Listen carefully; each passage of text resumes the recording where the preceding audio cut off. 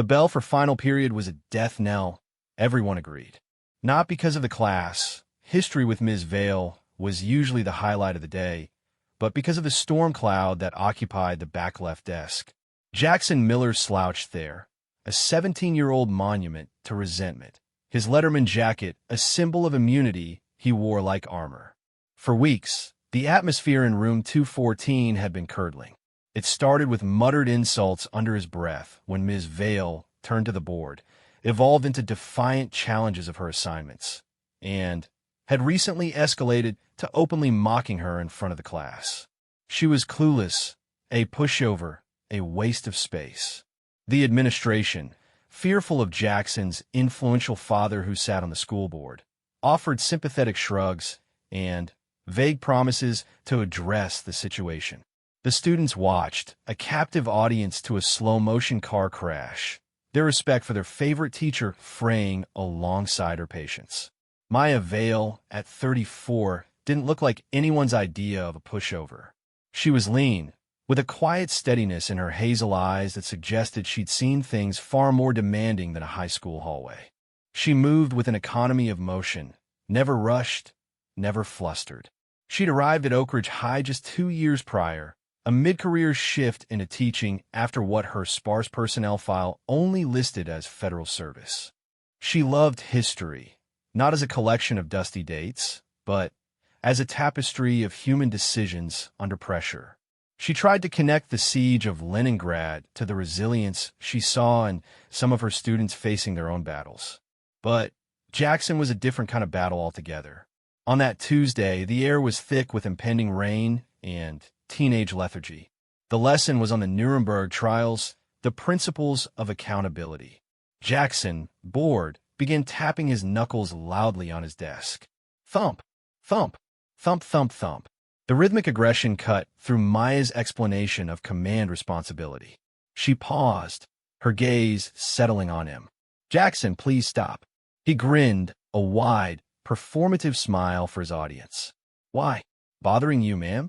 He dragged out the honorific, stripping it of all respect.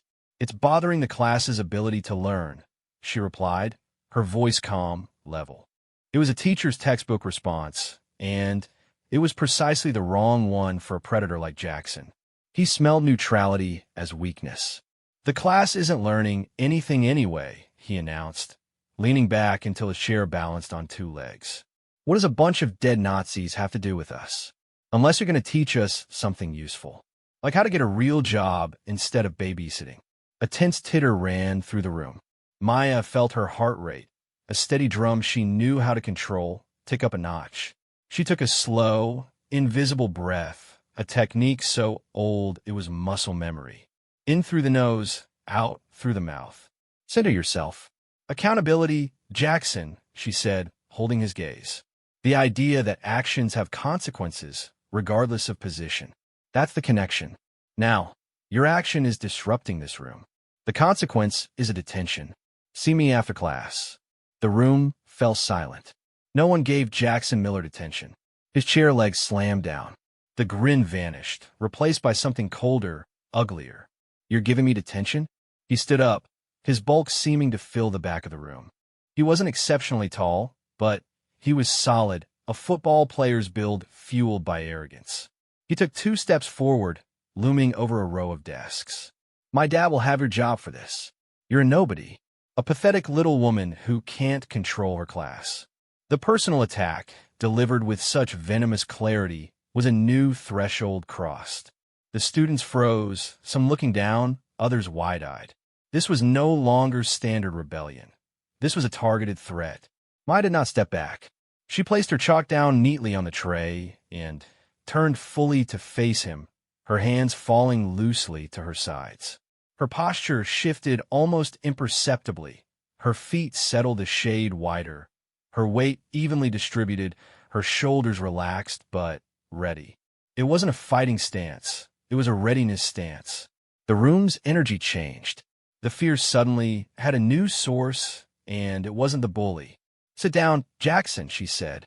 Her voice hadn't risen in volume, but it had changed in texture. It was flatter, harder, devoid of the teacher's gentle cadence. It was a voice that expected to be obeyed. He laughed, a harsh bark. Or what? You gonna send me to the principal? Go ahead. He's golfing with my dad on Saturday. He took another step, now at the end of the aisle, just 10 feet from her desk. He pointed a thick finger at her. I'm not sitting down, and you're not giving me detention. In fact, you can apologize to me for wasting my time. And then, maybe I won't tell my dad how you're harassing me. The threat hung in the air, toxic and explicit. He was challenging her authority, her livelihood, her safety, all at once. Maya's mind, trained for high-stakes decision-making under duress, clicked through options. The panic button under her desk was too obvious, would escalate things physically if he saw her reach for it. The students were witnesses, but they were also potential casualties if he charged. De-escalation had just failed spectacularly. She looked at him, really looked at him. She saw not a monster, but a scared, entitled boy using the only tools he knew, intimidation and inherited power. But seeing his fear didn't make him less dangerous. Her training had a simple rule. When a threat presents itself and cannot be avoided, you end the confrontation as swiftly and definitively as possible. You create a new, undeniable reality. Last chance, she said, the 3 words dropping into the silence like stones. Return to your seat. Jackson's face contorted with rage. He'd expected tears, submission, bargaining. He was met with a wall of chilling certainty. Screw you, he yelled, and he moved. It wasn't a full charge, but an aggressive lunge toward her desk, his hand coming up, perhaps to swipe her things to the floor, perhaps to grab her. The intent to intimidate and assault was clear. What happened next lasted less than 3 seconds. As Jackson stepped in her space, Maya moved. It wasn't a dodge or a retreat. It was a smooth, terrifyingly efficient forward intercept. Her left arm came up not to block, but to guide, her forearm redirecting his reaching arm inward past her body, destroying his balance. Simultaneously, her right foot hooked behind his advancing leg. She didn't push him. She simply removed the foundation he was rushing onto. His own momentum did the rest. With a grunt of shock, Jackson pitched forward. But he didn't crash to the ground. Maya's guiding left arm controlled his descent, and she spun with him, using his weight and speed.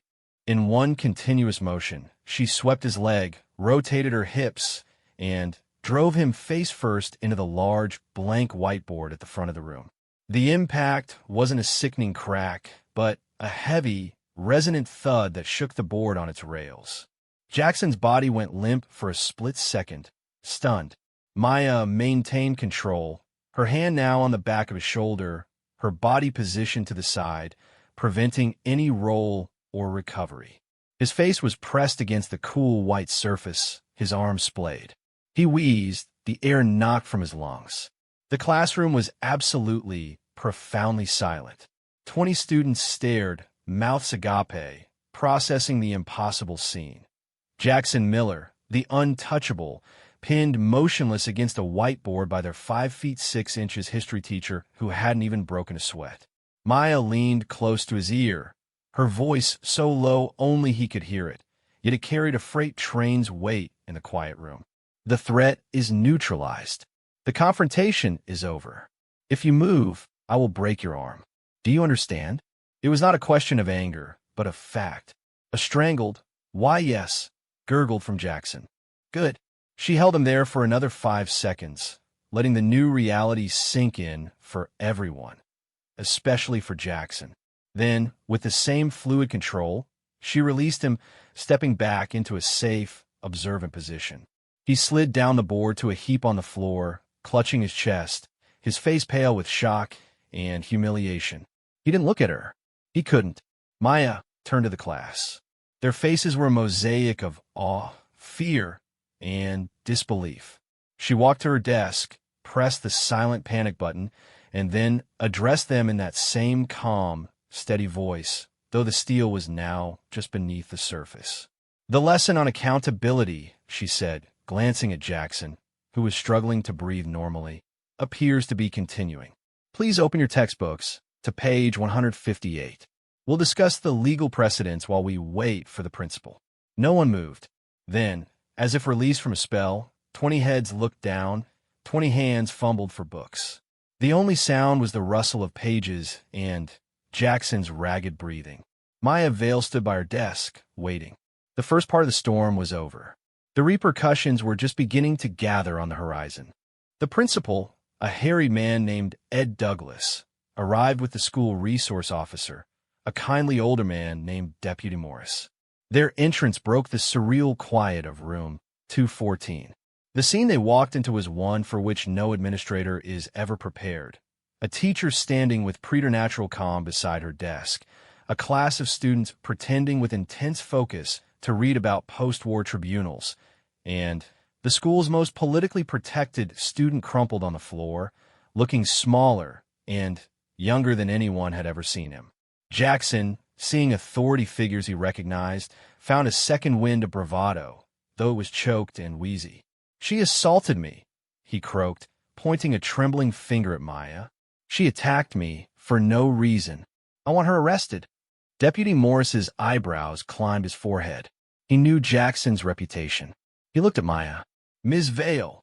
Jackson was disrupting class, refused a directive to sit down, and then made a verbal threat against my employment, she stated, her voice devoid of emotion, a simple after-action report.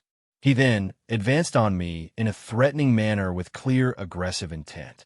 I used a controlled defensive technique to neutralize the threat and prevent injury to myself or others. The students are all witnesses. Douglas paled. "Neutralize the threat? Ms. Vale, this is a school, not a war zone. When a student threatens a teacher and then moves to act on it, the location is irrelevant. Principal Douglas," she replied, her gaze steady. "My primary responsibility is the safety of everyone in this room, including my own." Jackson was hauled to his feet by Deputy Morris, still sputtering accusations. He was led out to the nurse's office, then to the administrative suite, casting a look of pure, venomous hatred back at Maya. She met it with a neutral stare until he was gone. The dam broke the moment the door closed. The students erupted in a chaotic buzz of excitement and disbelief. "Ms. Vale, that was insane. How did you do that? Did you see his face? You're like a ninja." Maya held up a hand, and they quieted a newfound reverence in their obedience. "The lesson," she reminded them gently, the steel receding, leaving the familiar, kind teacher they knew. But she was forever changed in their eyes. She was both. For the remaining 20 minutes, not a single student looked at their phone. They discussed the Nuremberg principles with a fervent intensity, glancing between the text and their teacher, drawing lines in their minds between historical accountability and the whiteboard that still bore the faint, sweaty imprint of Jackson Miller's face. The bureaucratic machine groaned to life. Jackson's father, Richard Miller, was on the phone with Principal Douglas before the final bell even rang. His fury was a tangible force through the receiver. He demanded Maya's immediate suspension, her teaching credentials revoked, and criminal charges filed. He threatened lawsuits, school board inquiries, and the ruin of Douglas's career. Douglas, sweating, promised a full and impartial investigation. Maya was asked to give a formal statement to Deputy Morris and the district's human resources representative. She was precise, detailed, and unshakable. She described Jackson's escalating behavior, the specific threat, his aggressive advance. She avoided jargon, simply stating she used a defensive maneuver to protect herself. When pressed on where she learned such a thing, she said, "Previous professional training." The vagueness was a red flag to the HR rep, but a fact to Deputy Morris, a former Marine, who watched her with dawning recognition. Her posture, her economy of words, the way she described the incident, it was familiar. The story, of course, did not stay in room 214. By the next morning, it was the only topic in the hallways, embellished with each retelling. Ms. Vale was a former CIA operative. She was a black belt in 8 different martial arts. She had thrown Jackson across the room with one finger. The myth was outpacing the truth, the core fact remained. She had done the impossible. Oak Ridge High fractured into factions. Most students and many teachers viewed Maya with a kind of heroic awe. She had stood up to the bully no one else would. A quiet girl from her class left a thank you card on her desk that read, "For showing us that sometimes the good guys win." But a smaller, vocal group, friends of Jackson and those aligned with his family's influence, painted her as an unstable, violent adult who had brutalized a student for talking back. The school board, under Richard Miller's looming shadow, convened an emergency, closed-door session. Maya, meanwhile, carried on. She taught her classes. The atmosphere was different, respectful, almost hushed. But the pressure was building externally. The district placed her on a brief, paid administrative leave during the investigation, a move she accepted without argument. It was a tactical retreat. It was during this leave that Richard Miller made his critical mistake. He didn't just want her fired. He wanted her publicly destroyed. He used his connections to dig into her past. The personnel file was sparse. College, a generic federal service, blocked from age 22 to 30, then teacher's college. His private investigator hit walls. The federal service wasn't the FBI or the CIA. The trail was too clean, which was itself a sign. Frustrated and enraged, Miller decided on a more direct form of intimidation. He found her home address. On a rainy Thursday evening, as Maya was gardening in her small backyard, he let himself through the side gate. He was a large man, used to commanding boardrooms, his anger a cold suit he wore. "Ms. Vale," he announced, making her turn. "We need to talk." Man to man, as it were. Maya wiped her hands on her jeans, assessing him as he strode toward her. This was not a school environment with rules. This was her private property, and he was trespassing with clear hostile intent. "Mr. Miller, you're trespassing. Please leave. You ruined my son," he seethed, ignoring her. "He's traumatized. His future is in jeopardy. You're a vicious animal who doesn't belong near children. I'm giving you one chance. Resign. Leave town. Admit in writing you're psychologically unfit. Do that, and I won't bury you under so many lawsuits you'll never see daylight again." Maya stood still, the rain misting her hair. "Your son threatened me and then attacked me. I defended myself. The only one jeopardizing his future is the person who taught him he could act without consequence. Now, for the last time, get off my property." Richard Miller took a final threatening step forward, into her personal space, just as his son had. "Or what? You'll attack me too? Go ahead. Give me the lawsuit of a lifetime."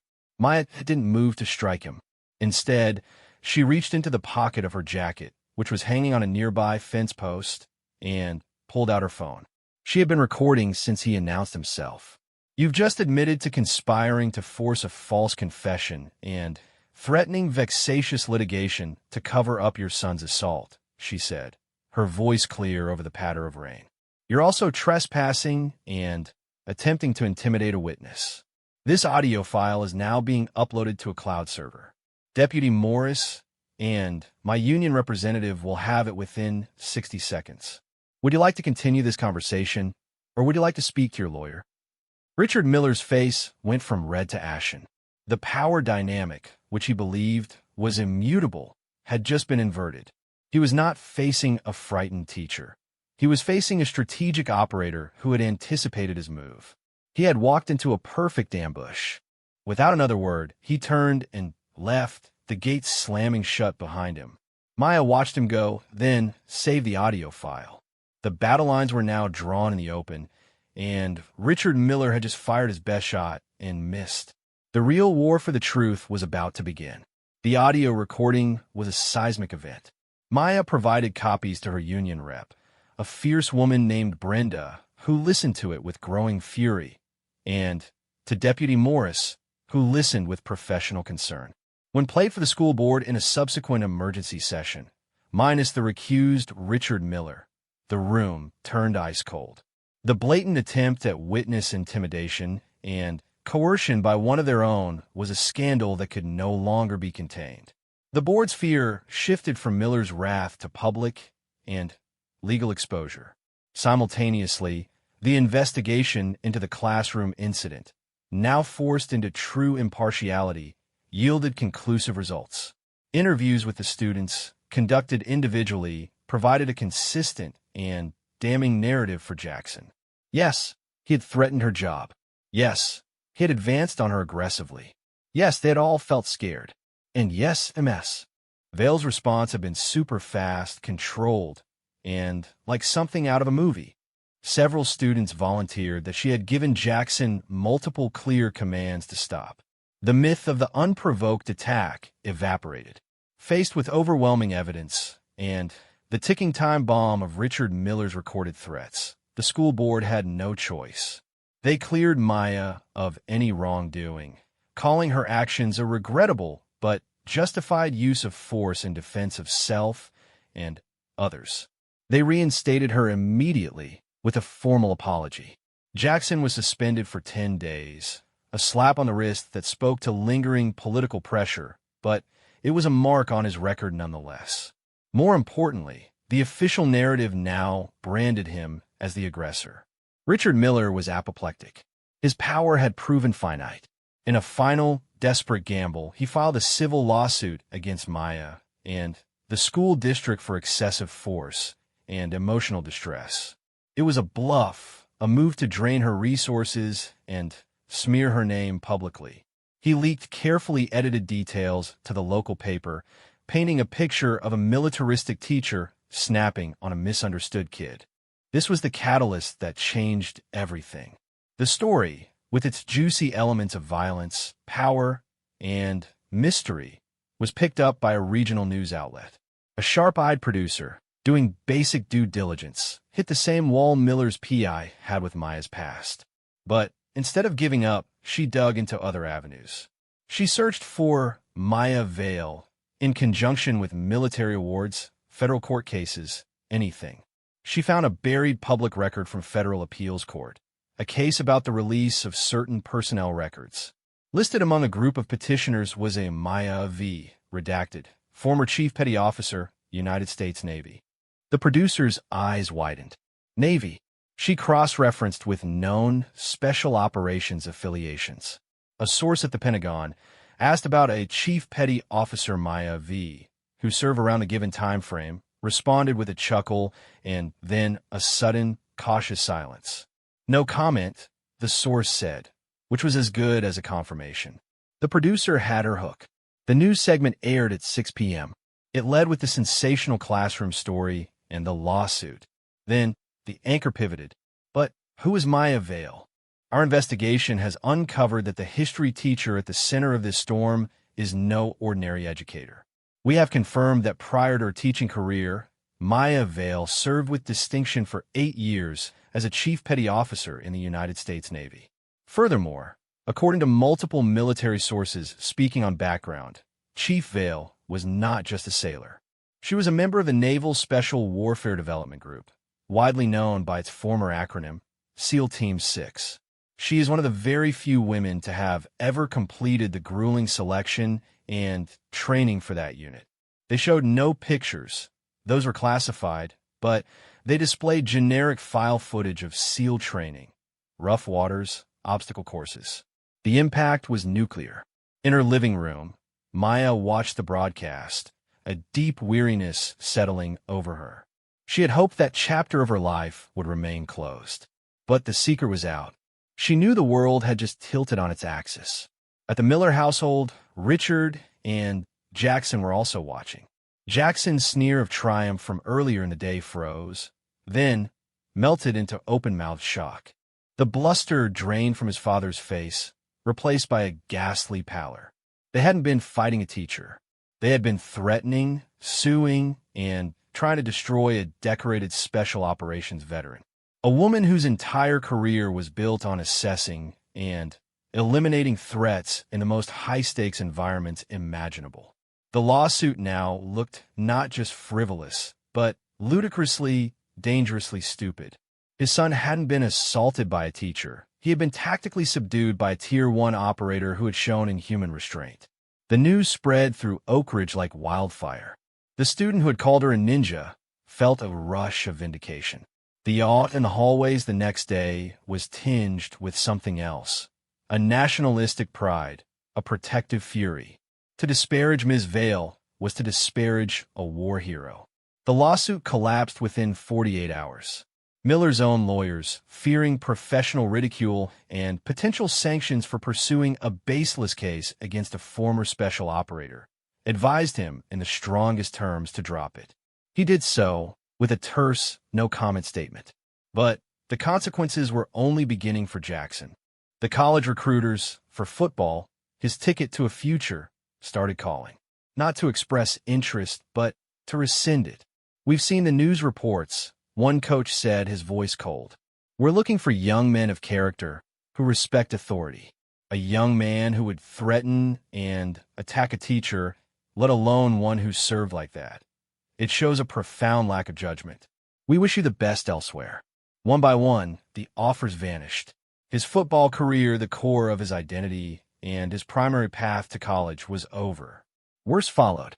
The Marine Corps recruiter he had been semi-seriously talking to closed his file. The Corps doesn't need someone who can't follow orders from a respected superior, son, the gunnery sergeant told him. Especially not from someone like that. You'd be a liability. Even his dream of following a militaristic path, on his own arrogant terms, was dead. Jackson became a pariah in a new way. Before, some feared him, others envied his status. Now, he was viewed as a fool, a cautionary tale. The boy who picked a fight with a Navy SEAL. The shame was crushing, inescapable. He stopped coming to school for a while, even after his suspension ended. The weight of his own actions and the colossal miscalculation of his target pressed down on him.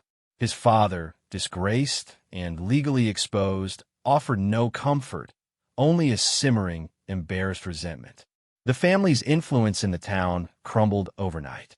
The career Jackson had imagined, built on bluster, privilege, and intimidation, had ended before it could even start, dismantled in an instant by a woman who understood real strength. He was left in a void of his own making, forced to confront the hollow person he had become. The fallout settled over Oak Ridge like fine, invisible dust. In room 214, history was being taught by a legend. Students now listened to Maya's lessons on Thermopylae or Iwo Jima with rapt attention, imagining her in those contexts. But Maya worked diligently to redirect that fascination. "What I did in that room wasn't about my past," she told a student who asked about it directly. "It was about a choice in the present. Jackson made a choice to threaten and escalate. I made a choice to stop him. Everyone has that power to choose in every moment." She gently, but firmly steered conversations back to the curriculum, to the stories of ordinary people in extraordinary circumstances. She was more open about the principles behind her actions, however. In a unit on civil discourse, she talked about de-escalation, about the importance of clear boundaries, and about the true meaning of courage.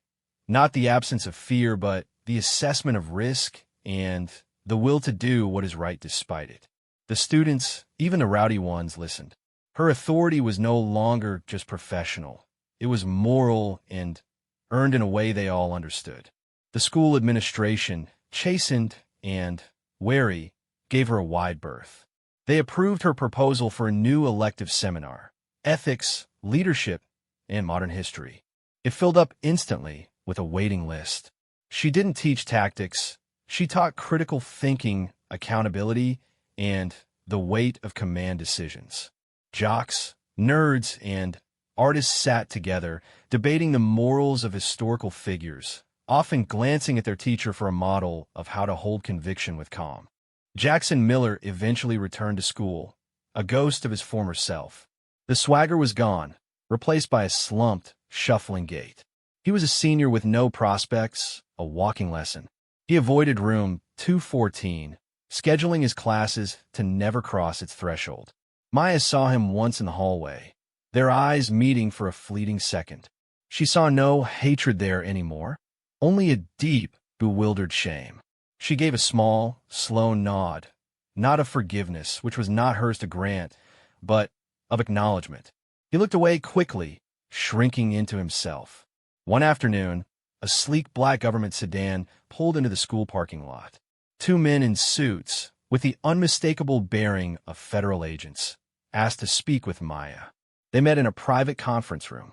They were not there about the incident. They were from the Naval Criminal Investigative Service, NCIS. Richard Miller's reckless digging and the subsequent media exposure had created operational security concerns. They needed to debrief her on what, if any, sensitive information might be at risk, even indirectly. They also delivered a quiet, unofficial message from former colleagues. The message was simple: we saw the news. Good work. Stay safe. It was the only recognition she needed or wanted.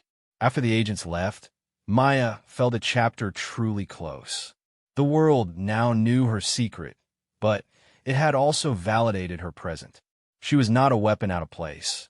She was a protector who had used her skills exactly as intended, to defend without undue harm, to create safety. The community, after the initial media circus died down, embraced her. Parents, especially mothers of quieter kids, thanked her. Veterans in town, from older wars, would nod to her respectfully at the grocery store. "Chief," one old Vietnam vet said, touching the brim of his cap. She'd smile back.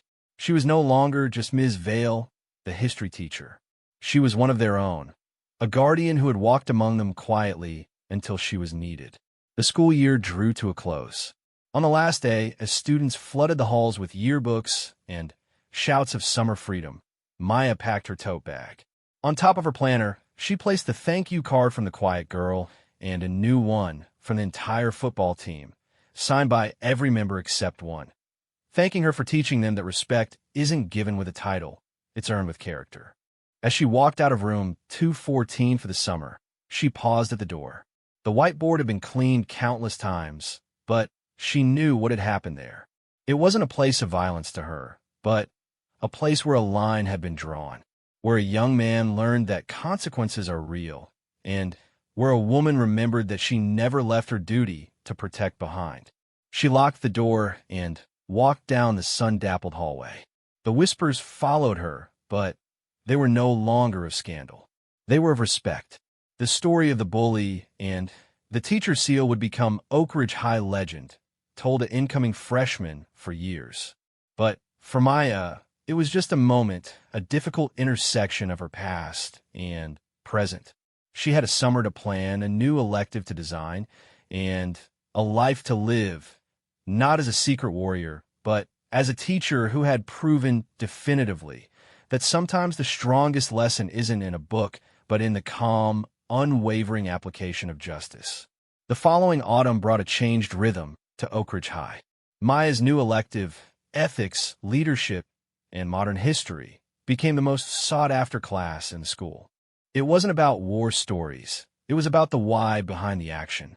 She used case studies from Waterloo to Wall Street, from Gandhi's marches to the ethical dilemmas of the Manhattan Project. Students grappled with questions of duty, sacrifice, and the long shadow of decisions. They debated fiercely, but civilly, in a room where the unspoken understanding was that their teacher had lived in the gray areas they were only discussing. She challenged them. What would you sacrifice for your principles? What line would you refuse to cross, even if ordered? How do you lead when you're afraid? The class became a sanctuary for thoughtful discourse in an increasingly loud world. Jackson Miller graduated that June, but not with his class. He completed his credits through independent study, collecting his diploma in a quiet office ceremony with no family present. The once promising football star was not headed to a Big Ten school. He enrolled in a technical college 200 miles away for a welding certification. It was honest work that demanded precision and produced something tangible, a far cry from the ephemeral glory he'd once chased. Rumor had it he'd joined a weekend hiking group, seeking a different kind of challenge, one against nature rather than people. The boy who had defined himself by dominating others was learning, painfully, to define himself by his own two hands. Richard Miller resigned from the school board to pursue other opportunities, a euphemism no one believed. His law practice saw a slow but steady exodus of clients. The town's memory was long, and trust, once broken, was hard to repair. The Miller family's influence evaporated, a lesson in how quickly a foundation built on bullying and fear can crumble. For Maya, life deepened in its ordinary beauty. She started dating the owner of a local bookstore, a gentleman who loved history as much as she did, but had never fired a weapon. He found her past fascinating, but was more interested in the woman who could identify every constellation in the night sky and grew heirloom tomatoes. With him, she didn't have to be the seal or the legendary teacher. She could just be Maya. She found a peace in her garden and in the quiet companionship that had been missing from her life of constant readiness. The school, inspired in part by the whole ordeal, launched an anti-bullying initiative built not on fear of punishment, but on the cultivation of respect and empathy. They brought in conflict resolution specialists and focused on building a stronger community. The initiative was named, unofficially by the students, the Veil Protocol, a term that made Maya roll her eyes but secretly touched her. One crisp October afternoon, a special visitor came to her elective class. A woman in her 50s with a firm handshake and sharp eyes introduced herself as Captain Diane Harper, U.S. Navy, retired. She was a former intelligence officer and now worked with a nonprofit that helped transitioning veterans find careers in public service, particularly in education. She'd heard the story and sought Maya out. "We need more people like you in classrooms, Chief," Captain Harper said after sitting in on the dynamic discussion. "You understand discipline, sacrifice, and the cost of freedom in a way a textbook can't convey. You're not teaching them what to think, but how to think under pressure. That's the most valuable skill of all." She offered Maya a role as an occasional mentor for other veterans considering teaching. Maya accepted, seeing a way to give her unique experience a positive, forward-looking purpose beyond a single defensive moment. As the years passed, the legend of the SEAL teacher mellowed into a foundational myth of the school.